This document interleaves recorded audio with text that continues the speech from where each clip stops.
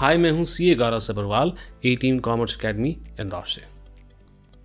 मैं पिछले साल के पेपर्स देख रहा था और उनके अंदर एग्जामिनर्स के कमेंट्स देख रहा था। जो हमारा F6 पेपर है टैक्सेशन का, उसके अंदर वहाँ मुझे पता चला कि एग्जामिनर्स ने कई सारी चीज़ें, कई सारी बहुत ही इंपॉर्टेंट ऑब्जर्वेशंस हैं जो पॉइंट आउट करी हैं, और उनमें से 6 सबसे कॉमन ऑब्जर्वेशंस मैं आप लोगों के साथ आज इस वीडियो में डिस्कस करूँगा। साथ ही में मैं आपको 6 ऐसे टिप्स दूंगा जिससे आपका टैक्स का पेपर दिसंबर में बहुत ही अच्छे तरीके से जाए बिना किसी एरर के। Let's get started.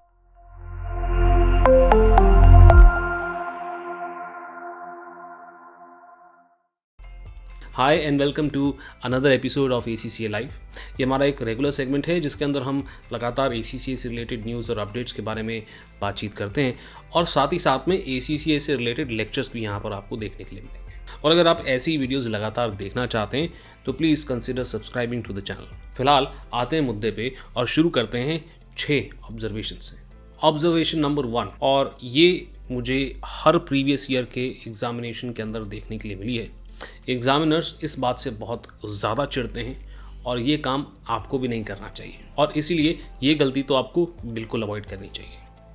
सबसे कॉमन ऑब्जर्वेशन जो एग्जामिनर्स ने यहाँ पर हमें बताया वो ये था कि जब भी वो पेपर चेक करने के लिए जाते हैं सेक्शन C के अंदर, वो देखते हैं कि किसी भी फिगर का अगर कोई बहुत लंबा चौड़ा कैलकुलेशन होता है तो स्टूडेंट उसकी अलग से वर्किंग बनाने की बजाय सेल के अंदर ही प्लस माइनस करके उसका आंसर निकाल देता है जल्दीबाजी के चक्कर में, और यहाँ पे मार्क्स कटते हैं। क्यों? क्योंकि वर्किंग नोट्स के मार्क्स होते हैं, और कई बार तो क्वेश्चन के अंदर भी स्पेसिफाई किया होता है कि कौन सा वर्किंग नोट बनाना एक्सपेक्ट कर रहा है एग्जामिनर आपसे, और इस चीज़ को भी कई बार स्टूडेंट अवॉइड कर जाता है। इसके अंदर फ़ायदा आपका भी है, क्योंकि अगर आप वर्किंग नोट बनाते हैं तो बड़ा आसान है आपको रिवाइज करना या चेक करना कि आपका फिगर सही है कि नहीं। और इसी का उल्टा ऑब्जर्वेशंस, वो कहते हैं कुछ स्टूडेंट्स ऐसे होते हैं जिन्हें लगता है कि हमारे पास 3 घंटे नहीं है, हमारे पास 5 घंटे एग्ज़ाम देने के लिए, और हर छोटी सी छोटी कैलकुलेशन के लिए वो वर्किंग नोट बनाना शुरू कर देते हैं, जिसके अंदर उनका समय तो वेस्ट होता ही है, एग्जामिनर भी इससे इरिटेट हो जाता है और उसके कोई एक्स्ट्रा मार्क्स नहीं मिलते आपको। So try to avoid unnecessary working notes. Now एक और ऑब्जर्वेशन जो मैंने ऑलमोस्ट हर पास्ट ईयर एग्ज़ाम के अंदर देखा है, और ये देख के मुझे बड़ा दुख भी हुआ उन स्टूडेंट्स के लिए जिन्होंने ये मिस्टेक करी है, और आपको भी इसे अवॉइड करना चाहिए। वो मिस्टेक है कि स्टूडेंट्स अक्सर कैलकुलेशन में मिस्टेक कर देते हैं। सोचो, आपके पास एक तो कैलकुलेटर भी है और दूसरा माइक्रोसॉफ्ट एक्सेल की मदद भी है, उसके बाद भी प्लस माइनस के अंदर मिस्टेक होता है। फॉर एग्जाम्पल, कई सारे स्टूडेंट्स जो हैं फिगर्स लिखते हैं और फिर बाद में जाके जिसे प्लस करना है उसको प्लस कर देते हैं, और इसको माइनस करना है उसको माइनस कर देते हैं, और उसी के अंदर गलती हो जाती है। इसका एक सोल्यूशन आपको हमारा सेकेंड हाफ, जहाँ पर मैं आपको टिप्स बताऊँगा ना, वहाँ आपको बताऊँगा। आगे बढ़ते हैं हमारी तीसरी ऑब्जर्वेशन की तरफ। ये भी बहुत अनलाइकली ऑब्जर्वेशन है। मैंने देखा तो मुझे विश्वास नहीं हुआ कि स्टूडेंट्स कितनी बार ये मिस्टेक करते हैं, और ये बहुत ही कॉमन है। डिविडेंड के अंदर नील रेट बैंड होता है, ये तो हमको पता ही है, बट अक्सर बड़ी बड़ी कैलकुलेशंस के अंदर स्टूडेंट्स खो जाते हैं और डिविडेंड नील रेट बैंड का कैलकुलेशन के अंदर अकाउंट फॉर वो नहीं करते हैं, और यहाँ पर उनके आंसर गलत हो जाते हैं। और आपको भी हैरानी हो रही होगी, yes, this is a very common mistake that students make and you have to be really careful. इसका एक सोल्यूशन है जो मैं अपने स्टूडेंट्स को अक्सर देता हूँ कि आप चेकलिस्ट बना लें कि पहले ये काम करना है, फिर ये काम करना है, फिर ये काम करना है, और वो चेकलिस्ट बना करके आप प्रैक्टिस करें, तो जो आप एग्ज़ाम में जाएंगे तो वो चेकलिस्ट आपके दिमाग में रहेगी। इससे पॉसिबिलिटी काफ़ी स्ट्रांग हो जाती है कि आप छोटे छोटे आइटम्स जो है ना वो मिस ना करें। फिलहाल बढ़ते हैं अपनी 5वीं ऑब्जर्वेशन की तरफ।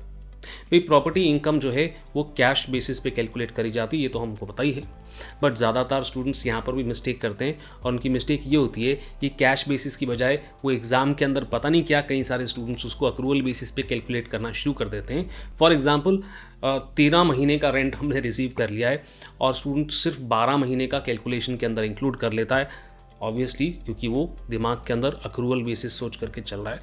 And yes, this is also a very common mistake, so you have to be very clear while calculating कि कहाँ कैश बेसिस और कहाँ अक्रूवल बेसिस हम यूज़ करते हैं। इनफैक्ट कोई भी क्वेश्चन आप शुरू करें, देखें वहाँ पर क्या कैलकुलेट करने के लिए बोला है, और तुरंत अपने दिमाग में डाल लें ये बात कि यहाँ पर हमें कैश बेसिस का ध्यान रखना है या अक्रूवल बेसिस का।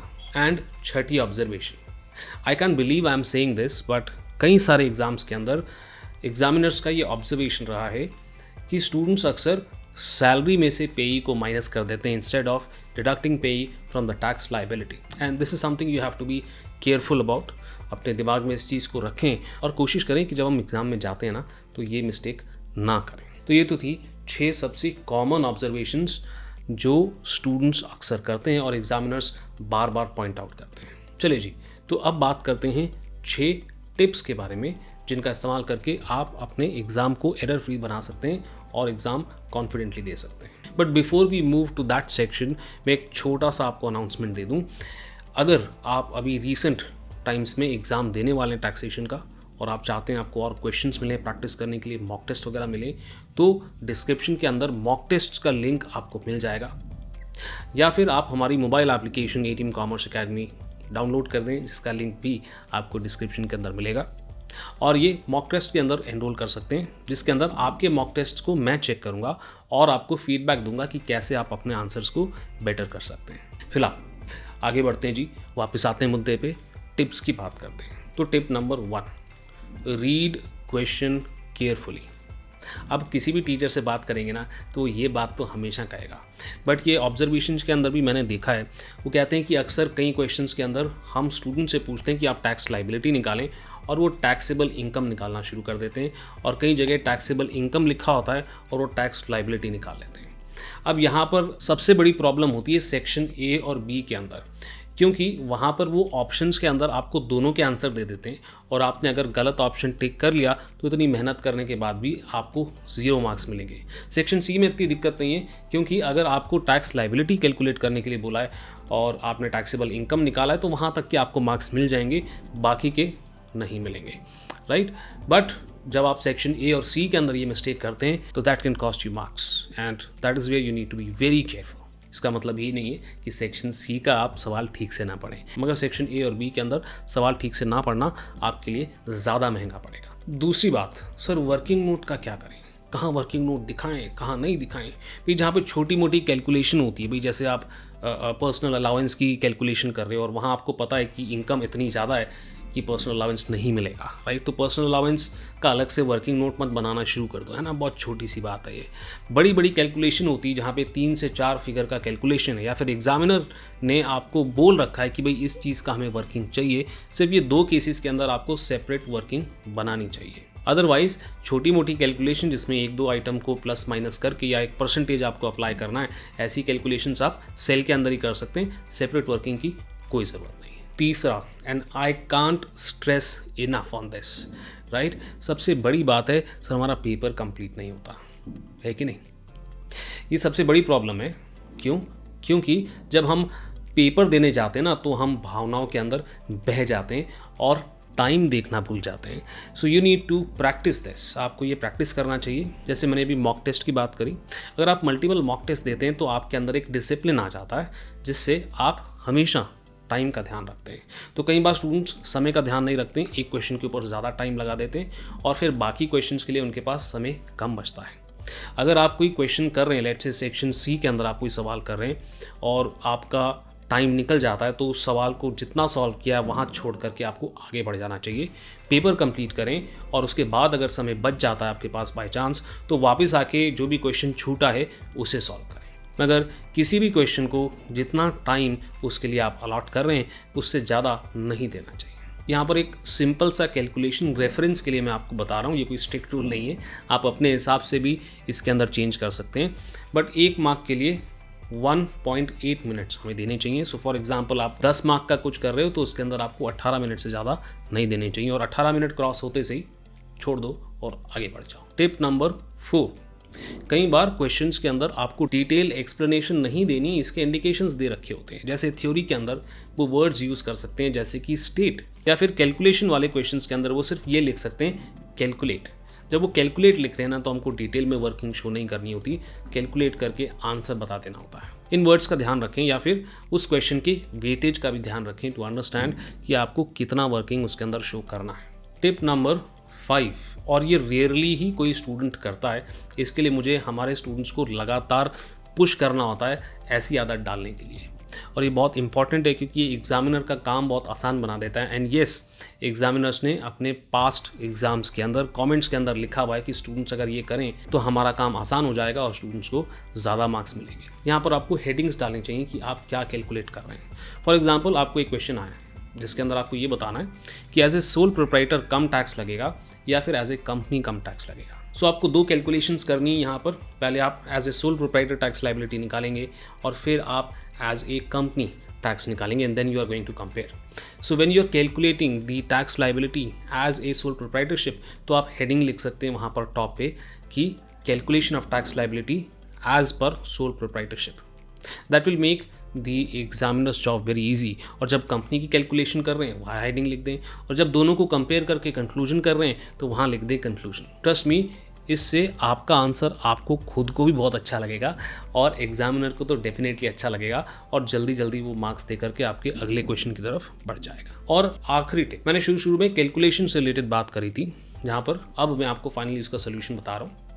मैंने कहा था पॉजिटिव और नेगेटिव के अंदर काफ़ी मिस्टेक होती है, तो यहाँ पर आप सम फंक्शन का इस्तेमाल कर सकते हैं। और अगर आपका कैलकुलेशन लॉस से शुरू हो रहा है तो लॉस के फिगर को माइनस में, बाकी जो एडजस्टमेंट आप जैसे करते हैं वैसे ही करें and then finally sum function का इस्तेमाल कर लें। भाई इसके अंदर एग्जामिनर्स ने भी कहा है और मैं भी स्टूडेंट्स को ये रेकमेंड करता हूँ, यहाँ पर एरर के चांसेस आपके बहुत कम हो जाते हैं। मैं ऐसा नहीं कर रहा यहाँ गलती नहीं हो सकती, बट यहाँ एरर के चांसेस बहुत कम हो जाते हैं। तो जो फिगर आपका स्टार्टिंग फिगर है वहाँ पर ध्यान दें। प्रॉफिट का फिगर है तो पॉजिटिव में, लॉस का फिगर है तो नेगेटिव में लिखें। और बाकी एडजस्टमेंट्स जो आप करते हैं, फिगर्स अगर आपको ऐड करने हैं तो उसको पॉजिटिव में रखें और जो फिगर्स आपको माइनस कर रहे हैं वो आप नेगेटिव में रखें एंड फाइनली एंड में जाकर के सम फंक्शन यूज़ कर लें, तो आपके गलत होने के चांसेस बहुत कम हो जाएंगे। मैं उम्मीद करता हूँ कि इस वीडियो से आपको कुछ मदद ज़रूर मिली होगी। और भी कुछ मेरे से पूछना चाहते हैं टैक्स के एग्ज़ाम के बारे में तो प्लीज़ कमेंट सेक्शन के अंदर लिखना शुरू कर दें, मैं तुरंत आपको रिप्लाई करने की कोशिश करूँगा। मॉक टेस्ट के बारे में कुछ जानकारी लेना चाहते हैं तो इस नंबर पर कॉल कर दें, या फिर सिंपल है, मोबाइल ऐप को डाउनलोड करो और चैट फंक्शन का इस्तेमाल करके मेरे से सवाल पूछ लो। और हाँ, अगर आप चाहते हैं कि मैं किसी और सब्जेक्ट के बारे में वीडियो बना दूं तो प्लीज़ कमेंट सेक्शन के अंदर मुझे ज़रूर बताइएगा। और अभी तक सब्सक्राइब नहीं किया तो सब्सक्राइब कर लो फटाफट। अभी के लिए इतना ही, मैं आपसे बहुत ही जल्द मिलूँगा अगले वीडियो के अंदर।